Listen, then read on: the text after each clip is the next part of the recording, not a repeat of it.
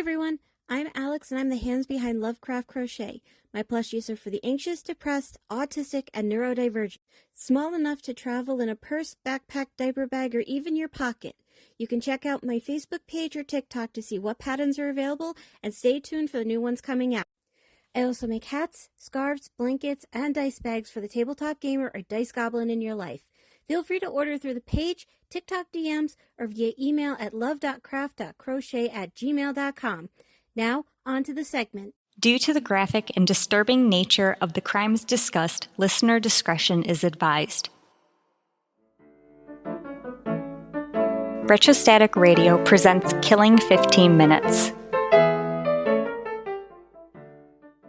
Hello and welcome to Killing 15 Minutes, where we will give you your serial killer fix in 15 minutes or less, or your podcast is free.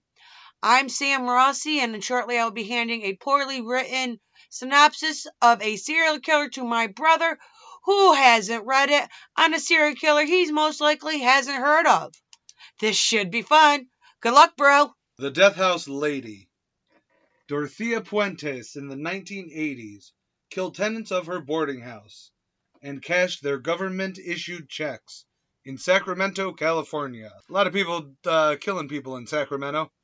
Yeah, I know. It's part of California, the murder capital of the world. And anyone who has their bingo cards. Born to alcoholic parents. Born to alcoholic parents on January 9th, 1929.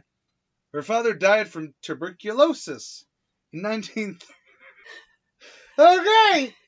I've got tuberculosis! Heck up that long. Her father died from tuberculosis in 1937. Her mother followed in 1938.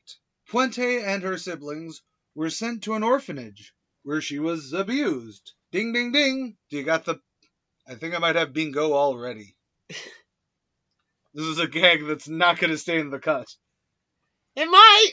She would marry her first husband at 16. How many... No, I'll find out. I'll find out in the next sentence. True story.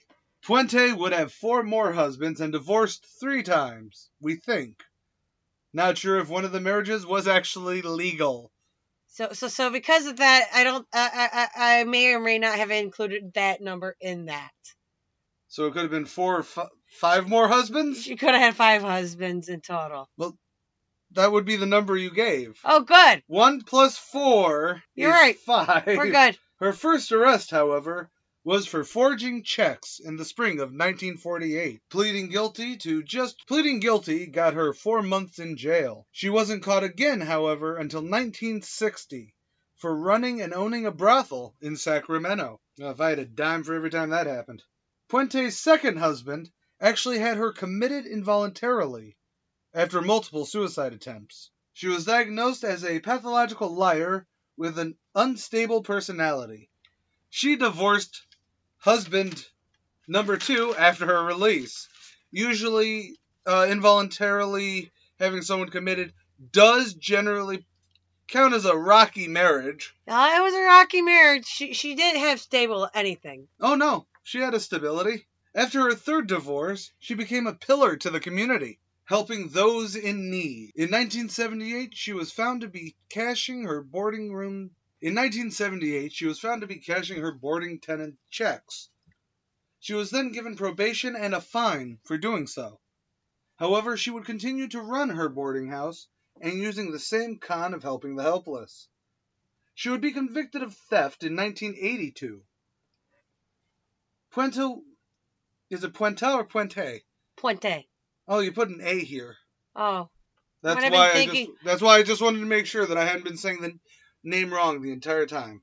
Nope, I had a spelling error. Okay. Puente would be sentenced to 5 years in jail for theft. However, before Puente was sent to prison, in April of 1982, she actually killed her first tenant. The police ruled the overdose undetermined. Was that undetermined as in, like, whether it was a malicious thing or whether it was undetermined of an overdose? They knew it was an overdose. They didn't know how the overdose happened. If it was overdose by self-infliction or the crazy lady stealing things did it.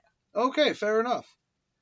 Due to her going to jail, her next kill would not actually happen until her early release in 1985.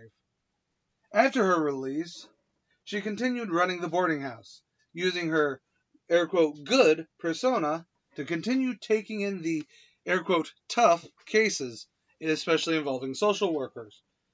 Or is that the cases that involved social workers? The tough cases usually involved social workers. Fair enough. With having addicts, elderly, and or disabled people, many wouldn't think twice if they went missing. And so in 1988, a social worker reported a tenant at the boarding house was missing. Which is why you don't take the tough cases that have social workers. Yeah, but this is the first time it's happened. Well, yeah, but if you want to start disappearing people, you don't want someone who has a government-appointed check-in babysitter? That's the word I'm thinking of. That's the job. Police searched the property and dug up 8 bodies, all killed by overdose. Well, that was lucky. She didn't kill anyone. She just hid the bodies. Puente would kill the tenant and then cash their government checks. You know, I should make snide comments 1 or 2 sentences before they actually pop up. However, when she was found out, she fled custody after being charged with 9 murders. However, she was caught quickly once her picture hit TV. Like, really quick, like, within days, she was back in custody. Well, that's especially during the 80s. Like, TV was a big proponent of, but it wasn't so, how do we get around that? No. Especially for petty criminals. Like yes, she murdered 9 people with overdoses. But I would say she was a petty criminal before she ever got caught. Yeah, the serial killing wasn't because she liked killing. No, she used it as a means to get to what she wanted. Yeah, exactly. It's I'm not a serial killer if I shot, if I mugged somebody. Right. And then they, Anyways, a jury would take over a month before convicting her. Oh, a jury would take over a month to convict her of 3 of the 9 murders. They stated the methodology made it difficult to believe it was planned. They compromised on the number of guilty verdicts to make sure Puente would not be allowed out of prison. She would die in prison on March 27, 2010, from natural causes. Like being old. Being old in California prison. And so, that was me reading another script, written by a weed-smoking, Madden-streaming sister of mine, who I love dearly. So, what do you think?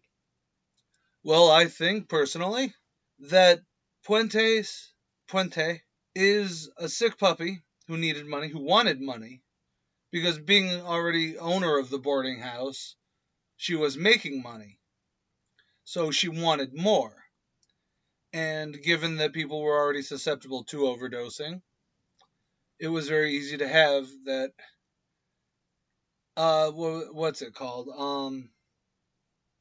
A murder of opportunity. Yep. Kill them, cash your check, nip the tip, no one's the wiser.